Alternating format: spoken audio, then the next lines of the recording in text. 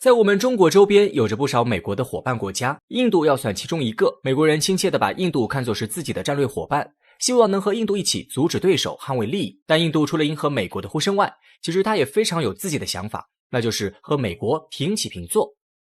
印度为何会和美国走到一起？这种关系现在进展如何？两国的分歧又有哪些？本期内容就简单的介绍一下称兄道弟的美国与印度。2019年6月，美国国防部公开发表了一份印太战略报告。文件名中的印太是指印度洋和太平洋地区，中国、俄罗斯、印度、澳大利亚等主要大国统统包含在内。印太地区也包括美国自己，因为美国西海岸不仅仅靠着太平洋，而且在太平洋上还有着美国领土和美军基地。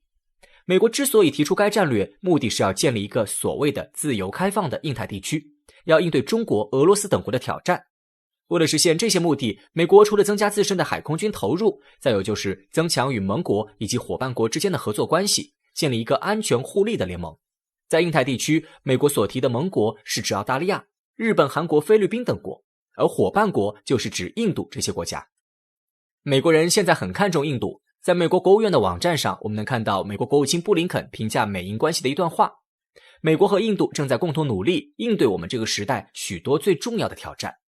应对那些正在与我们公民生活产生深远影响的挑战。美国和印度之间的伙伴关系至关重要，它很强大，而且会越来越富有成效。与之同时，该网站上还有其他一些对印度价值的高度赞扬，比如印度是印太前线和中心，全球领先大国，美国在印太地区及其他地区的重要合作伙伴等等。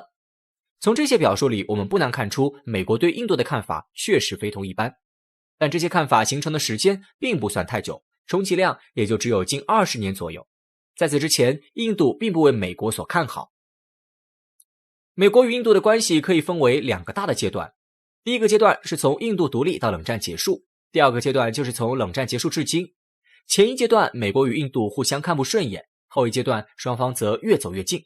从全球伙伴关系升级为21世纪全球战略伙伴关系。将来这个称呼会如何变化，还有待时间给出确切答案。1947年，印度从英国的殖民统治下宣布独立，这时的世界已经能闻到冷战的硝烟味道了。新独立的印度非常机智地选择不结盟政策，以避免卷入美苏对抗之中。但与印度有仇怨的邻国巴基斯坦出于自身安全需要，选择了与美国站在一起。美国对此欣然接受，不仅批评印度的不结盟政策，反而给巴基斯坦提供大量的经济和军事援助。尽管美国此举的主要目的是为了遏制苏联阵营，但还是让印度感到不满。他痛批美国把冷战带到自己家门口，给印巴关系带来严重的后果。随后印度反手一击，选择向苏联靠拢。到了1961年，肯尼迪成为美国总统，这位44岁的年轻总统看到了印度的潜力，尤其是印度对中国对抗的巨大潜力。当时中印正因为边境问题产生纠纷，肯尼迪公开支持印度，美国想让印度赢得同红色中国的竞赛。等到1962年中印战争爆发，美国真的向印度提供了9700万美元的军事援助，但这种关系并没有持续多久。新上台的总统约翰逊急于扩大在越南的行动，再有就是美国打算把印巴之间的克什米尔问题搬到联合国。印度虽然希望得到美元，但终归是有分量的国家。他对美国在克什米尔问题的做法很不满意，于是美印关系告吹。接下来的20-30年里，两国试图调整相当冷淡的美印关系，这基本上没有大的起色。这期间，印度还因为发展核武器受到了美国的核封锁。直到1991年苏联解体，冷战结束，美印关系才迎来突破的阶段。先是在90年代的印巴冲突中，美国的立场逐渐朝印度倒去。新千年来临以后，美国加快了与印度在政治、军事等领域的合作。从最初的克林顿、小布什，到后来的奥巴马、特朗普，再到如今的拜登，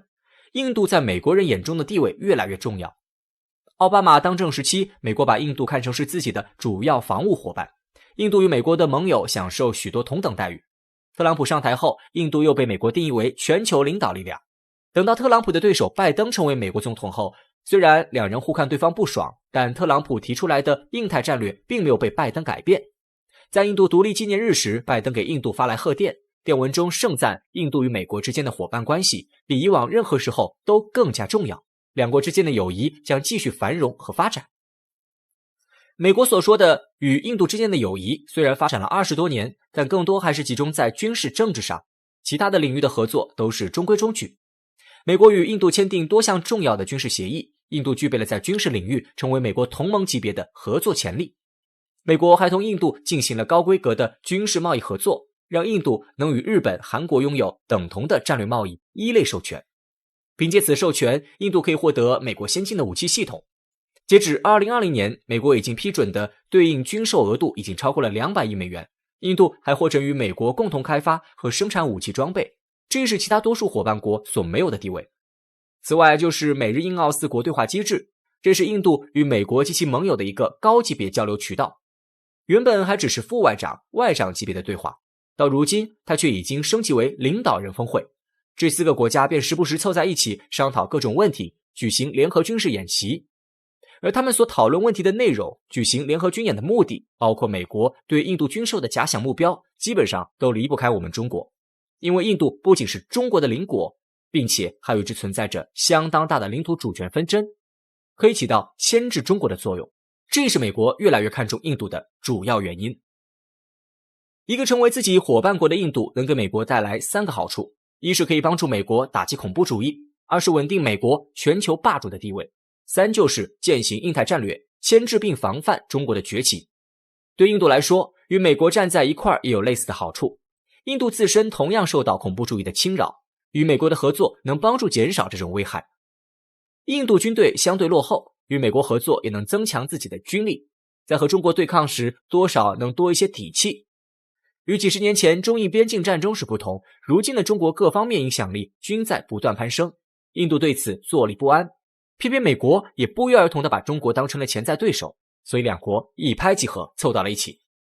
但印度也有自己的打算，那就是借着美国的力量实现自己的世界大国地位，与中美俄等大国平起平坐，同时又避免沦为美国的战略仆从国。坦白而言，印度发展的底子要比我们中国好，因为在近代时期，印度并没有像中国那样因战乱而满目疮痍，但后来发展起来的中国却把印度甩在了身后，成为了世界性的大国。然而印度却止步不前，局促于南亚一隅，打交道最多的也就是巴基斯坦等周边国家。印度对此并不甘心，他也想像中国那样，甚至超过中国，在国际舞台上发挥更大的作用。印度的人口排名世界第2，经济总量排名世界第5，这样的国家显然不愿做，也不适合做美国的跟随者。早在当年的尼赫鲁时期，印度就提出要成为一个有声有色的大国。后来他长期保持着独立自主的外交传统，哪怕是跟着苏联或美国这样的大国，印度也始终有所保留，不愿意受制于人，不愿意与大国牢牢绑在一块儿。但美国并不这样想，美国之所以敢把印度看作是自己的伙伴，一个非常现实的原因是，美国目前认为印度的崛起不会真正威胁到自己的地位。换句话说，就是美国觉得印度还不配当自己的对手。不过即便是不担心，但美国还是有所保留。他希望印度在军事领域有一定的力量，能制衡中国，但又不足以成为世界性的大国。但印度却想借着美国的帮助，最终实现自己和世界级大国平起平坐的梦想。只是如果真的有那么一天，印度恐怕也得面临来自美国的遏制围堵。当然前提是那时候美国还有足够的力量。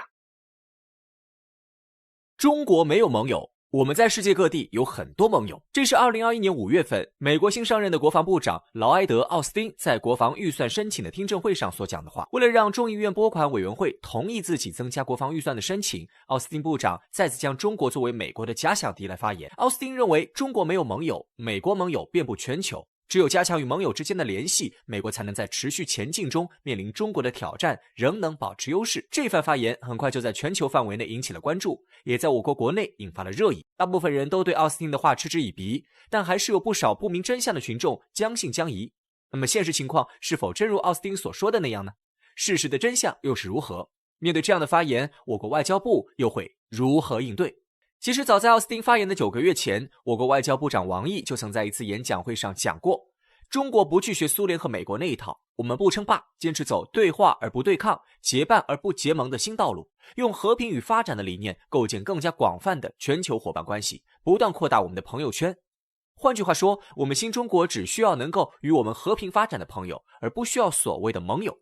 在党的12大会议上，邓小平同志明确提出，中国不会做任何大国的附庸，也不要指望能损害中国的利益。根据国内外形势的变化以及强化独立自主的原则，我国新的外交方针也正式出炉，不结盟政策。何为新中国的不结盟政策？邓小平同志向世界进行了多次的阐明。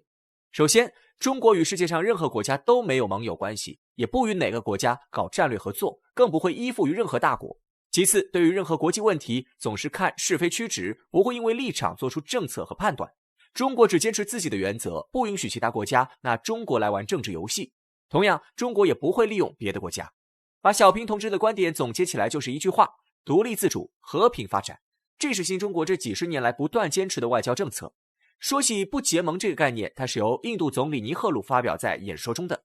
为了摆脱以美国为首的北约组织和以苏联为首的华约组织的束缚，很多国家团结一致，共同推动了不结盟运动的发展。值得一提的是，尼赫鲁总理所推行的不结盟运动，正是基于新中国总理所提出的和平共处5项原则之上。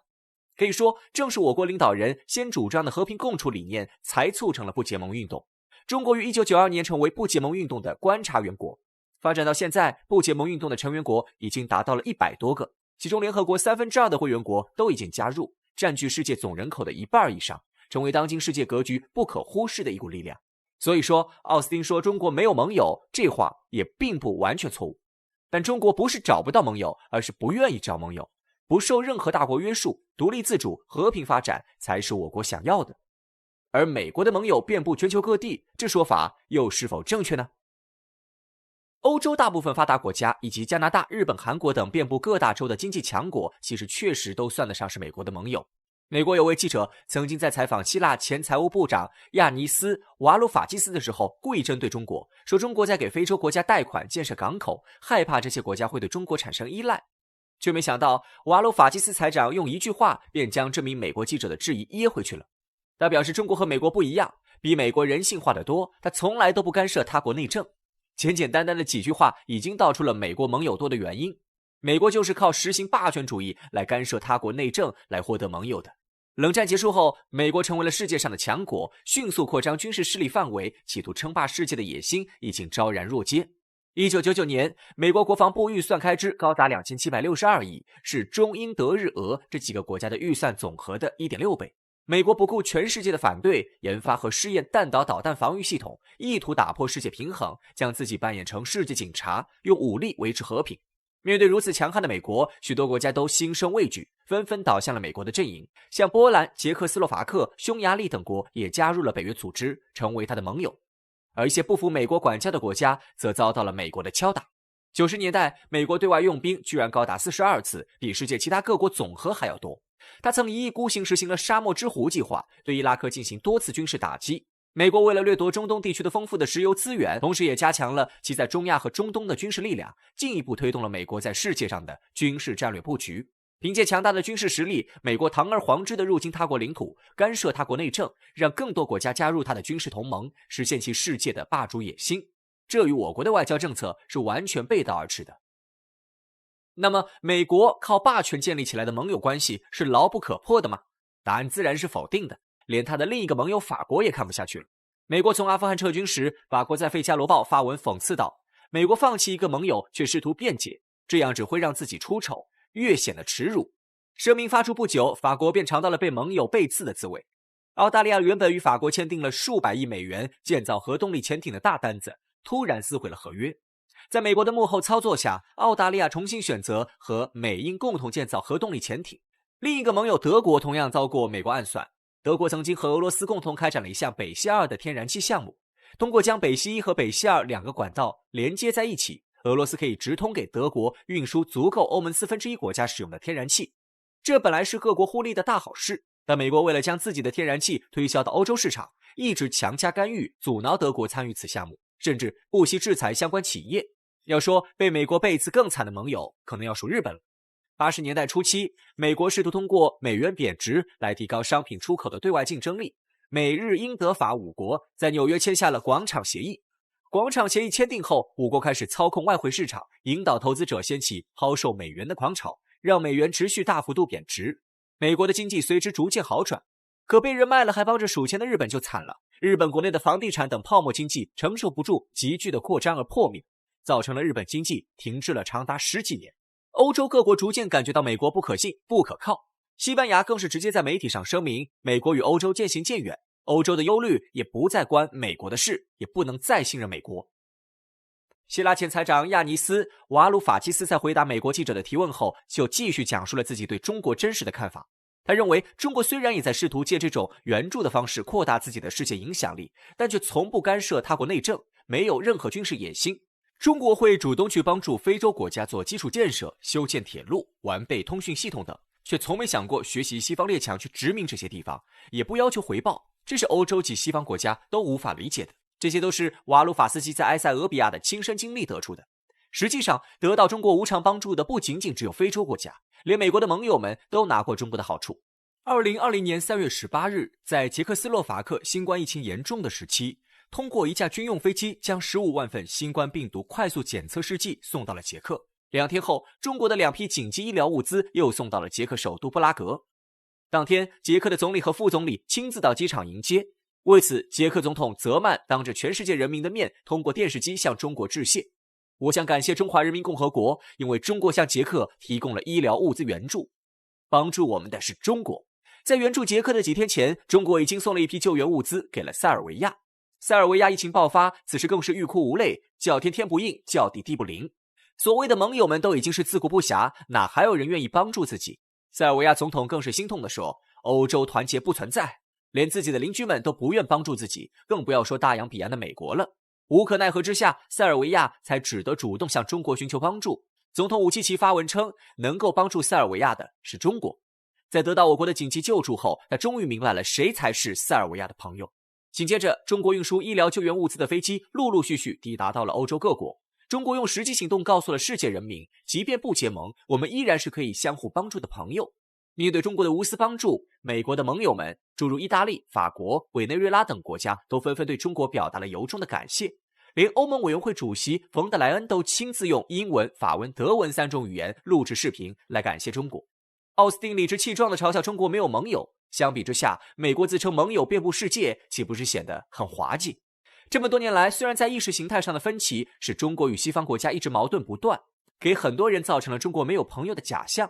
实际上，普遍的争吵归争吵，在关键时刻便会患难见真情。在2008年的汶川地震中，日本、俄罗斯、韩国、新加坡政府很快向中国派来了专业救援队，之后德国、意大利、俄罗斯、日本还派来了医疗队。世界上100多个国家向中国送来20亿人民币的国际社会援助，各国驻华大使馆纷纷降半旗默哀，还有各国各界人士亲自来中国驻外机构为灾难中的不幸者吊唁。这些难道还不能够说明中国在世界上的影响力以及与世界各国的关系了吗？盟友遍布世界的美国却遭到了来自盟友们的无情嘲讽和批判，